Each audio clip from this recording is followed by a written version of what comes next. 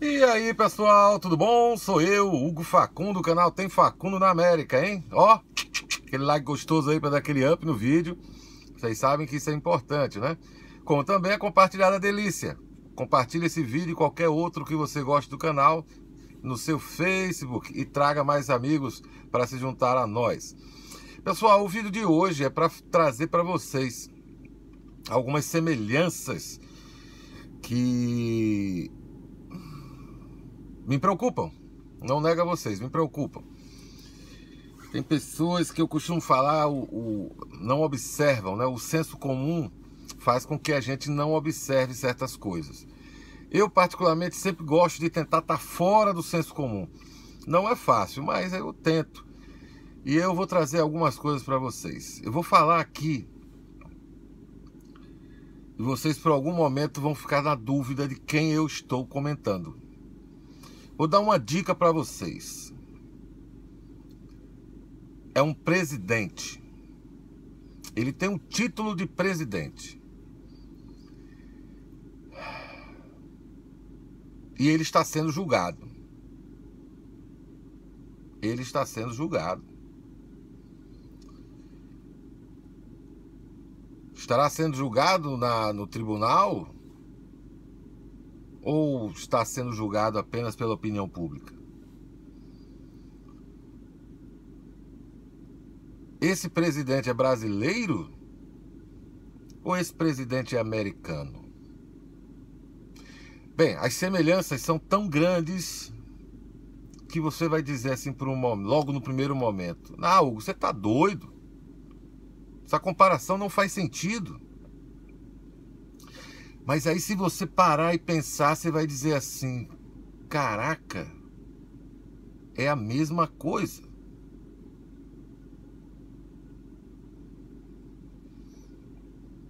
Eu vou facilitar, não vou guardar esse truque, não. Eu estou fazendo a comparação aqui entre o presidente Lula e o presidente Trump. Você vai dizer, você é louco? Lula é um esquerdopata. Trump é um homem da direita. Será? Será que pessoas classificadas como esquerdopatas são tão diferentes daqueles considerados e classificados como de extrema direita? Será que eles não acreditam nas mesmas coisas? Bem, Lula sempre, quando foi atacado pela imprensa, sempre atacado pela imprensa, com as denúncias nos casos da Petrobras, o caso do sítio, o apartamento de cobertura lá do duplex do Guarujá e uma série de outras, né, denúncias contra ele.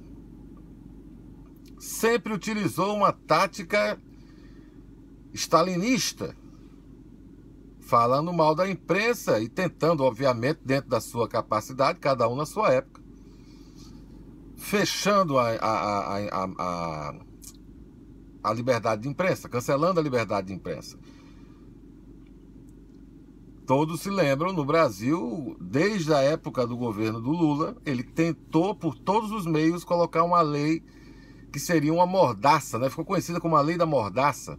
Não passou, obviamente, mas ele tentou e muito colocar uma lei que controlaria a imprensa brasileira.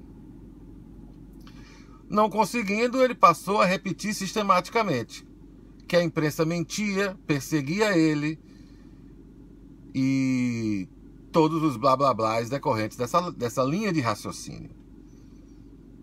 Exatamente como o atual presidente americano faz.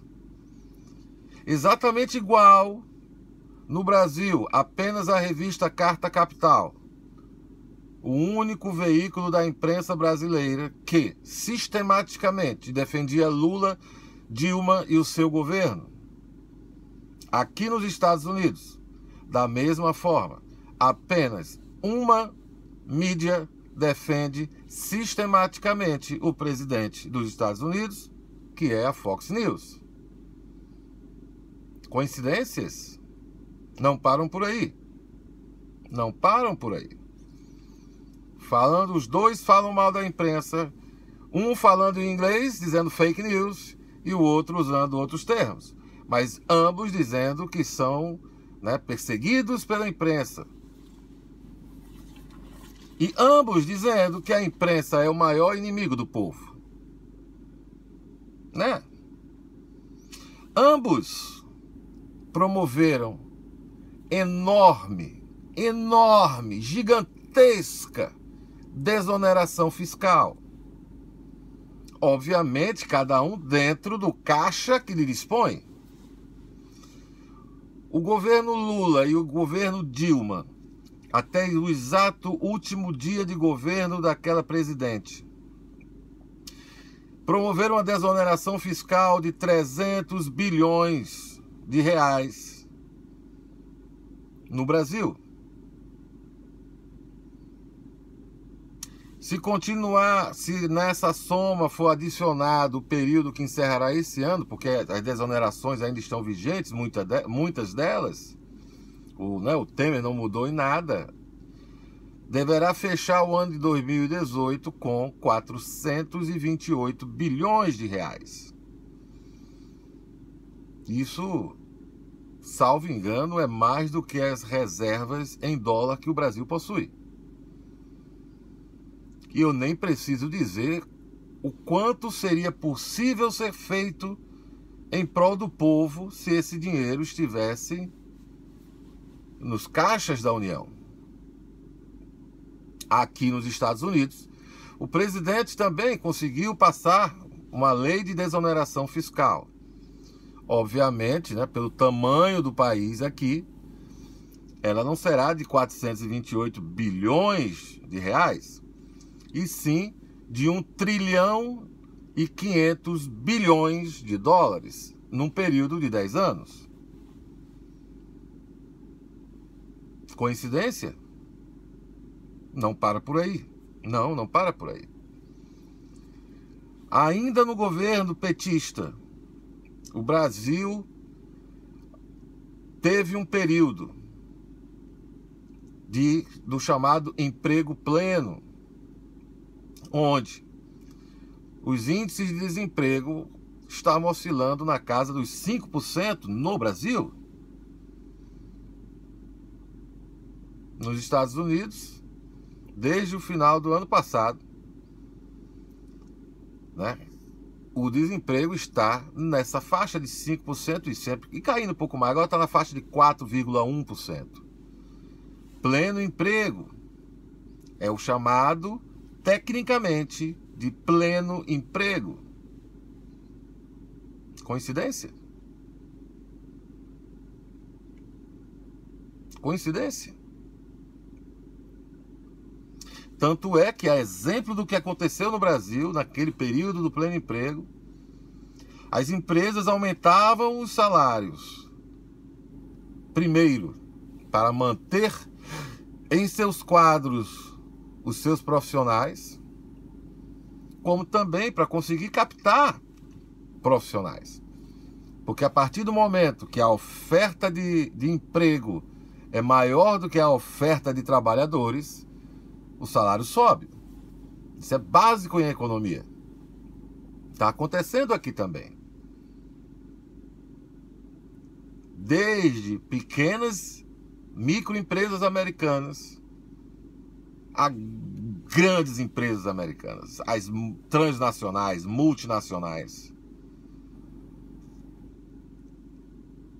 Todo mundo sabe que aqui em Massachusetts o salário mínimo são de 11 dólares, desde o ano passado. Na prática, empresas da área de limpeza estão pagando 13, 14 dólares a hora. E não conseguem pessoas para trabalhar. O presidente daqui está, inclusive, querendo cortar ainda mais a emissão dos vistos temporários, né, nessa área, principalmente as áreas de tecnologia e tal. Não muda nada, porque quem ainda está desempregado nos Estados Unidos, quem está nesse grupo de 4%, não é a mão de obra qualificada. Não é a mão de obra de alto conhecimento técnico, matemática, ciências, TI. Não. Todo esse pessoal está trabalhando. Os 4%, a exemplo dos 5% no Brasil, quando estávamos lá no pleno emprego, é aquela mão de obra a menos qualificada. Aqui não concluiu sequer o que seria no Brasil o nosso segundo grau e aqui o high school.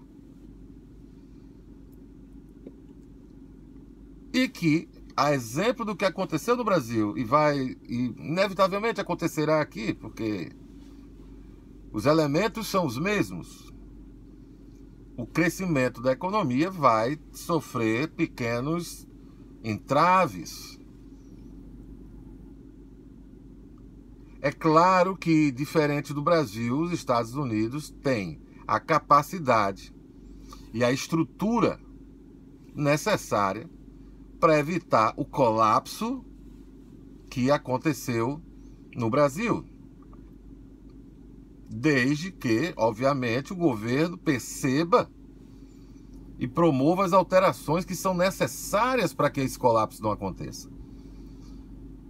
Para que não aconteça como aconteceu no governo de George W. Bush, onde a crise econômica chegou a um ponto que o desemprego chegou a pouco mais de 10% da população. E foi assim, com um desemprego de mais de 10%, que o presidente Barack Obama assumiu o governo dele. E que após os seus 8 anos, entregou o governo para o Donald Trump, com um desemprego de 4,7%, 4,8%, não me recordo ao certo, mas não diferente demais desse índice. Coincidências? Bem, eu espero que aqui, mais rápido do que nunca, as coisas mudem. Sou muito franco. Mas eu adianto para vocês uma boa notícia. Está mudando. Em todos os estados americanos que estão tendo eleições, porque aqui é diferente do Brasil, não é todos os estados de uma vez só, né?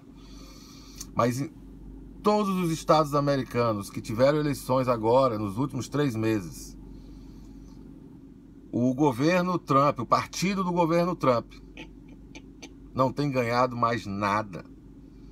Agora, essa semana, o estado de Wisconsin teve as suas eleições estaduais para compor o parlamento estadual,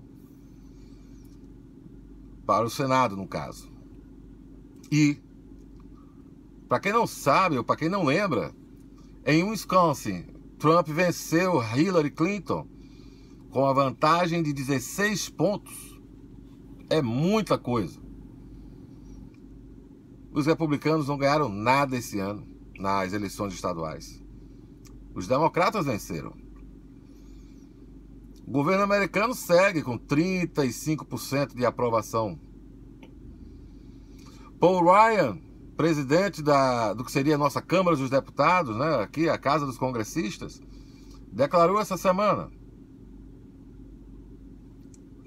iremos perder a maioria em 2018 no Congresso Federal.